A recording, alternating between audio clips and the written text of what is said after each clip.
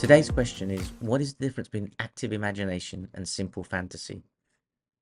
So in my work, I do a lot of active imagination work with people, and they always tell me it feels different when we do it this way. So the question is, have you ever imagined yourself in a better future, better career, better health, more confidence, more freedom, whatever it is, more physical power? But you imagine these things and nothing ever changes. This is called fantasy or the dream world, because there's a massive difference between fantasizing about a new life or a new career or a new relationship or an improved relationship, and then psychologically you're incapable of becoming the person who can live that life. This is where most people misunderstand this idea of active imagination. When you, so this is in Jung's work, Carl Jung, and it's not just manifestation in the social media arena that we have today. It's something much more demanding. And a lot of people who work with me and do the active imagination exercises, you reach something far more uncomfortable. When you go into the future and then you see this version of yourself, still fantasy, and then I ask you to start feeling the emotions, and then it's something far more demanding, far more uncomfortable. Today, I want to explain the difference today. We're going to look deep dive into the difference between, are you actually performing active imagination, or are you just having simple fantasies about the future? Because understanding this distinction is really going to help and change the way you approach your goals. Get serious about your goals, about your identity, and even your future. Most people fantasize. Most people do it. We think about the future and think about these rose-tinted views of how things should be.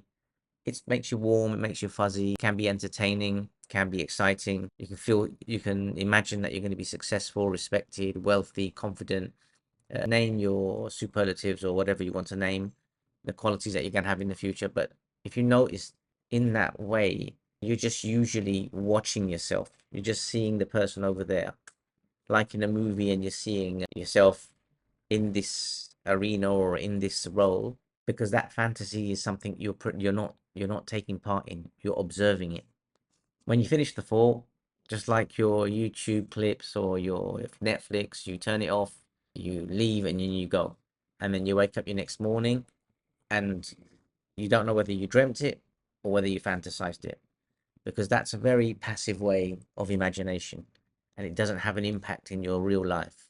This emotional entertainment, if you like, it's identity without transformation.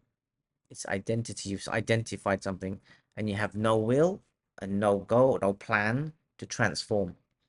Carl Jung again said, I remember the quote, it's very famous: until you make the unconscious conscious, it will direct your life, and then you will say it's fate or destiny.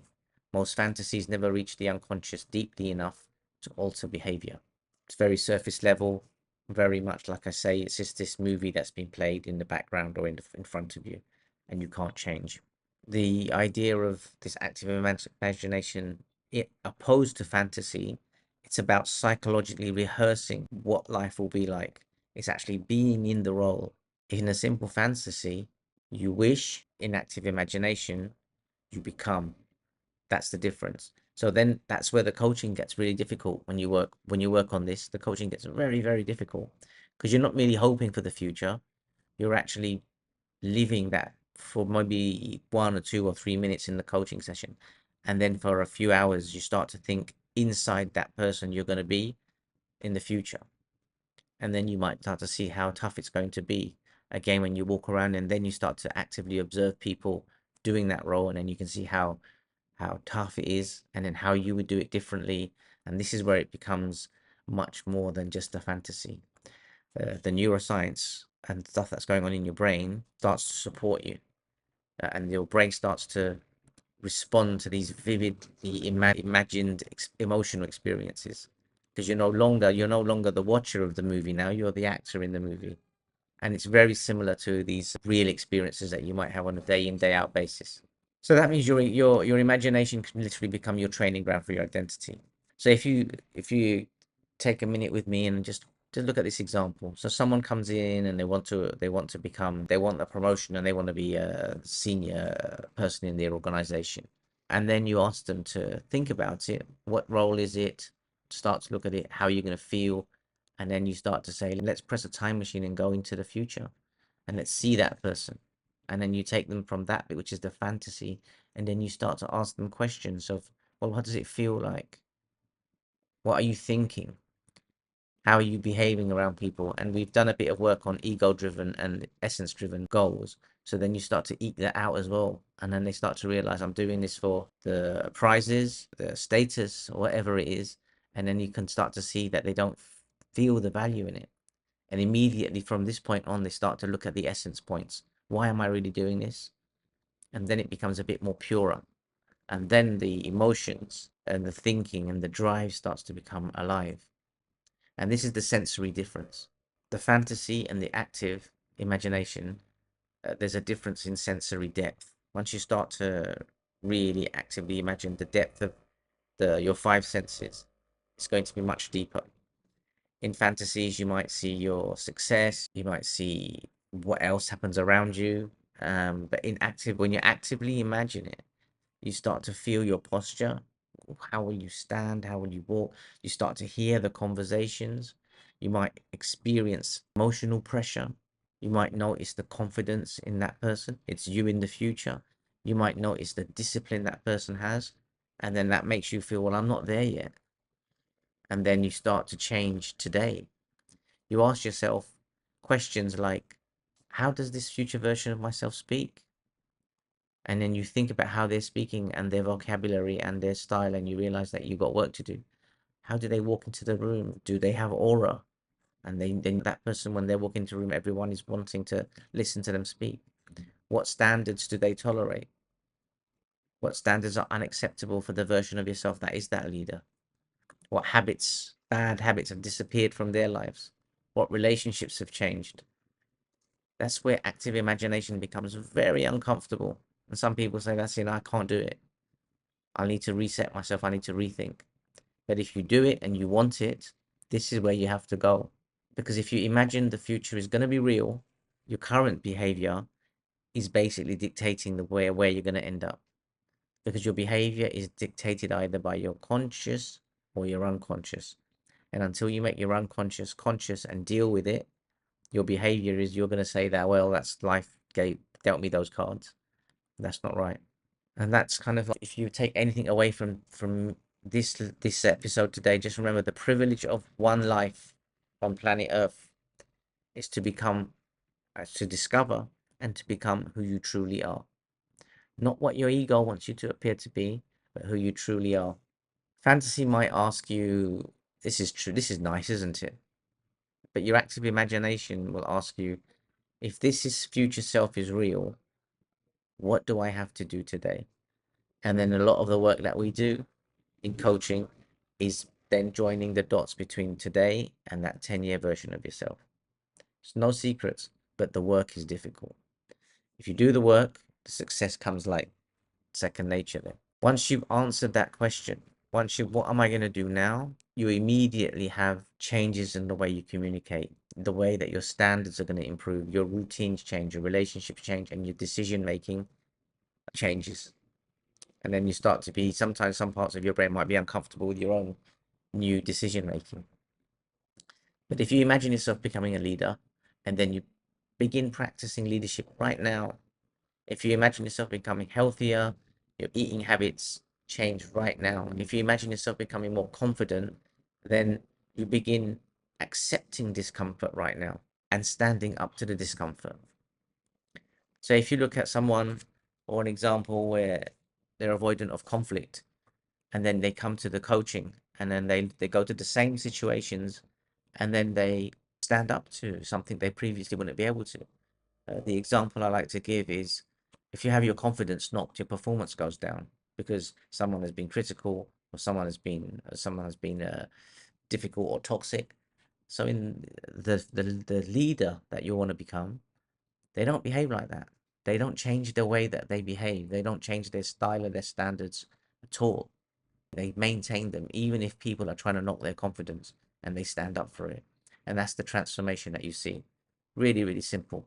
So again, when we go back to this idea of essence and ego, this idea that you really need to fine tune, and we've done a deeper dive on that in the previous podcast. If you're chasing status, validation, applause, superiority, attention, strangely, even after the success, even if you've done the active imagination, this is where the danger lies.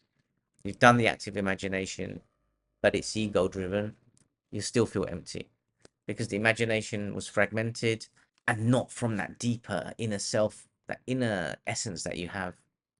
But when it comes from that place, we call it the soul, inner essence, whatever it is, you immediately start to align internally who you are, what your values are, and how you live.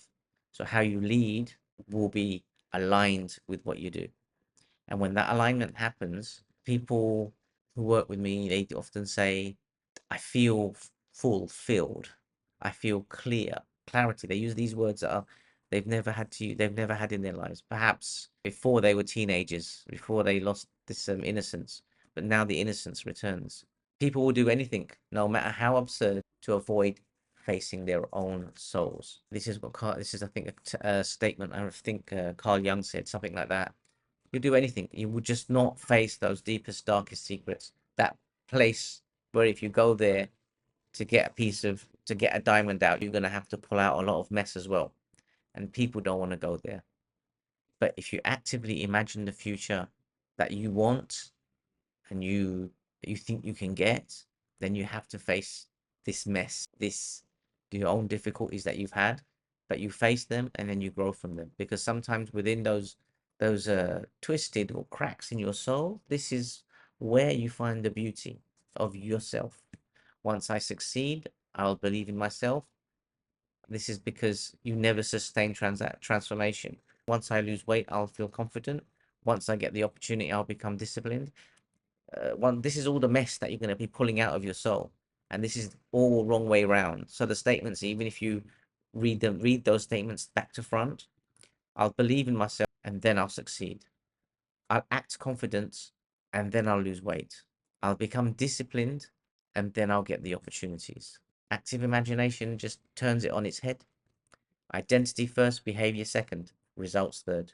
The external world often responds to the internal standards that you have inside you and you reinforce. Not magic. It's not magic. People say, God, Sam, that's magic. No, it's not magic at all. You can call it psychology, you can call it social, or you can call it behavioral. These are the ways that you're going to transform yourself. And it's very simple. Sometimes people will come to sessions with me and they will pour out all of this stuff and there's a bunch of negativity in it. And again, just reversing the statements, sometimes listening to someone and just reversing the statements, it's as simple as that. But because the world would not want to go to that deep, dark place where your soul and all of its negativity is, and below that, there's all this positivity below that. That's where you need to go. And in coaching, because we do it over a few sessions, we lightly pick away at these things with you. It's not therapy, and it's not counseling, it's not therapy, it's not mentorship. I'm not going to give you the answers, but this is what we do in coaching. And we tell you that you can either fantasize for the rest of your life, that's the escape, but active imagination is like preparation. Fantasy will just comfort your ego for a little bit, just makes your ego feel warm and fuzzy. Active imagination reorganizes yourself permanently. One is passive wishing, and the other one is psychological training. And maybe the real question isn't what future do you want, but the real question is what identity are you rehearsing every single day? Because whether you're either consciously or unconsciously doing things, your mind is always practicing something and becoming someone. The question is whether you choose to that person intentionally, the unconscious becoming conscious, and then creating this destiny, or letting the unconscious just drive your world and then calling it fate and you have no control over it. Either way, we can go into the dynamics of spirituality and faith and the theory and the theories of this destiny, but in reality, you have the control of your imagination. And if you control it, and then you able to go and pull out all of these unconscious memories that you have or thoughts or ideas and bring and iron them out, then you're not fantasizing anymore. You're beginning to really change your life. So if this episode made you reflect differently, and thanks for staying around to the end, about your future, identity or purpose, share it with someone who needs to hear it. And before you leave, ask yourself one question today or tonight or whenever you're listening to it. Am I fantasizing about change or psychologically preparing for it? I'm Samuel Lai, and I'll see you in the next episode.